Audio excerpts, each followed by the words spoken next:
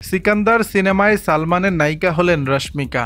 ২০২৫ সালের ঈদে সিকান্দার নিয়ে হাজির হচ্ছেন বলিউড ভাইজান সালমান খান। এই সিনেমায় প্রথমবারের মতো তার বিপরীতে কাজ করবেন দক্ষিণী ইন্ডাস্ট্রির জনপ্রিয় নায়িকা রশ্মিকা মান্দানা। প্রযোজনা প্রতিষ্ঠান নাদিয়াদওয়ালা গ্র্যান্ডস আজ বৃহস্পতিবার সকালে সিকান্দার সিনেমার নায়িকা হিসেবে রশ্মিকার নাম ঘোষণা দিয়েছেন।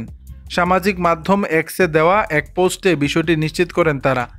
পোস্টে শেয়ার করে রশ্মিকা লিখেছেন, অনেকদিন ধরেই পরবর্তী কাজের কথা অনেকেই জানতে চেয়েছেন এবং এখানেই চমক। সিনেমাটির অংশ হতে পেরে আমি সত্যি কৃতজ্ঞ এবং সম্মানিত বোধ করছি। প্রযোজক সাজিদ নাদিয়াদওয়ালা সালমানের দীর্ঘদিনের বন্ধু। এই প্রযোজকের বেশ কিছু আলোচিত সিনেমায় অভিনয় করেছেন সালমান। কিক মুক্তির প্রায় এক দশক পর আবার এক হলেন এই অভিনেতা ও প্রযোজক জুটি।